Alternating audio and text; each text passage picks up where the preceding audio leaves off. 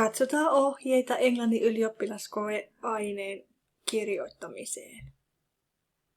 99 pistettä on kirjoitelmatehtävän maksimipistemäärä.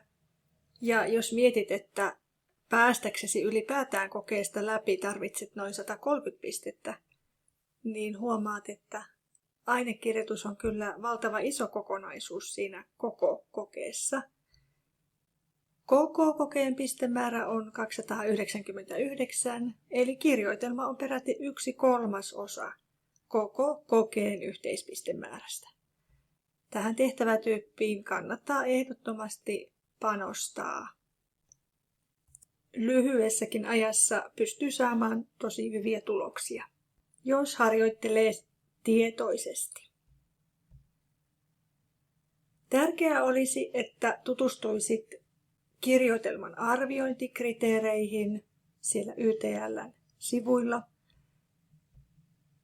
koska on tärkeää, että tiedät, miten sitä tekstiäsi arvioidaan.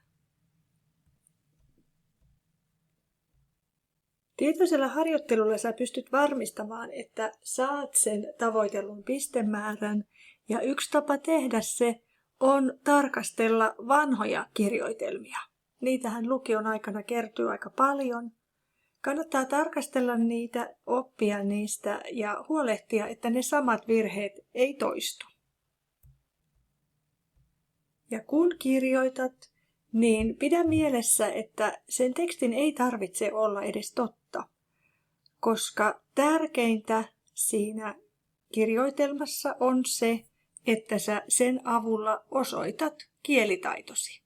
Osoitat niille lukijoille, mihin pystyt. Siispä mietit tosi tarkkaan, mitä kirjoitat. Ennen kuin lähdet kirjoittamaan, valitse aihe, jonka ihan varmasti ymmärrät ja josta sulla on paljon sanottavaa. Jos se aihe on semmoinen helppo, niin sitten suunnittele entistä tarkemmin, koska siinä tapauksessa todennäköisesti monet muut valitsee sen saman otsikon. Katso tarkkaan se tehtävänanto, lue se ihan sana sanalta ja mieti, pitääkö vastata tiettyihin kysymyksiin, edellytetäänkö siellä omaa mielipidettä. Ja sitten jos sä et seuraa sitä tehtävänantoa, niin todennäköisesti menetät pisteitä. Eli lue se todella tarkkaan. Älä myöskään muuta otsikkoa, ellei niissä ohjeissa ole sitten erikseen niin ohjeistettu.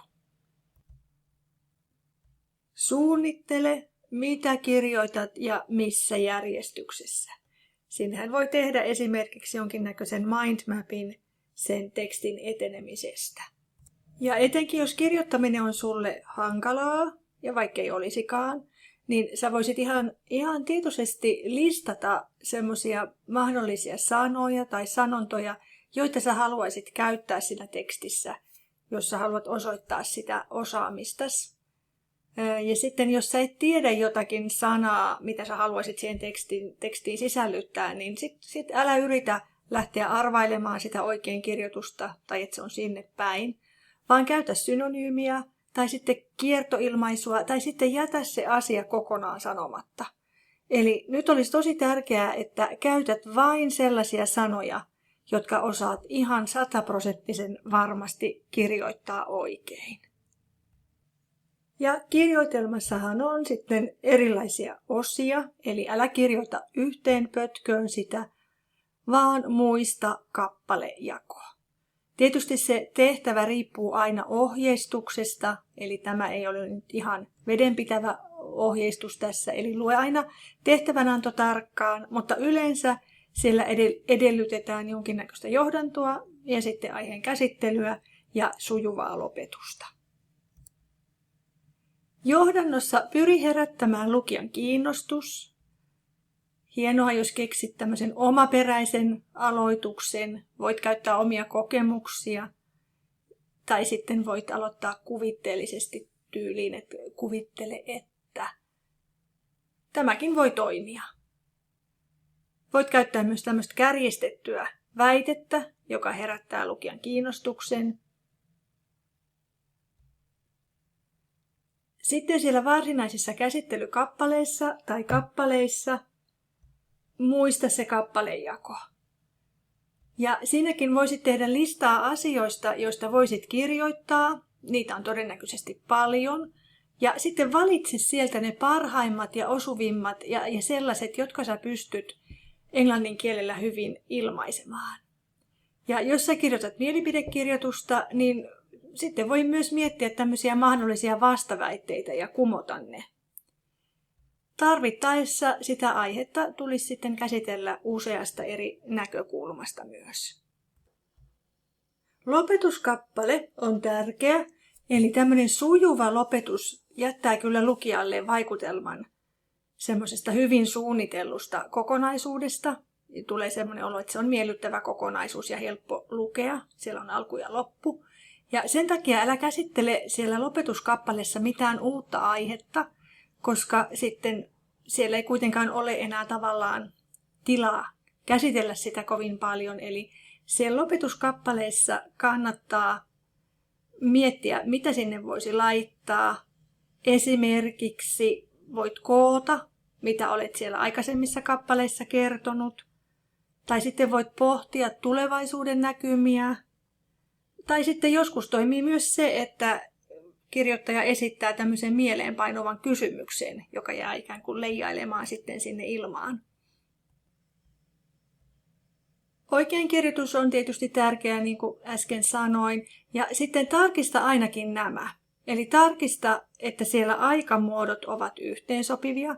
Eli jos sä kerrot tarinaa mennessä aikamuodossa, niin pidä se mennyt aikamuoto. Jos sä sitten taas kerrot nykyaikamuodossa, niin pidä siellä se. Eli katso, että ne aikamuodot on yhteensopivia. Toinen tärkeä asia on, että subjektit ja predikaatit on oikeassa muodossa. Eli katso siellä aina, että jos on yksikössä subjekti, niin onko verbikin sitten yksikössä.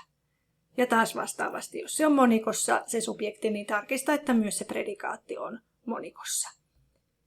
Artikkelit ja prepositiot kannattaa tarkistaa, niissä tulee helposti virheitä. Ja sitten mä suosittelen, että sä katsot ihan analyyttisesti, siis ihan jokaisen sanan katsot, että onko varmasti kirjoitettu oikein. Ja jos emmit siinä oikeinkirjoituksessa, niin sitten vaihda se sana kokonaan tai jätä se asia pois, korvasi jollain muulla tavalla. Välimerkit on tärkeitä ja se, että lause alkaa isolla alkukirjaimella ja päättyy joko sitten pisteeseen tai kysymysmerkkiin tai huutomerkkiin. Eli tarkista nämä tällaiset perusasiat. Ja niinhän se on, että hyvin suunniteltu on puoliksi tehty ja harjoitus tekee mestarin. Eli nyt sitten vain harjoittelemaan ja jos jää jotakin kysyttävää, niin ota yhteyttä kurssin opettajaan.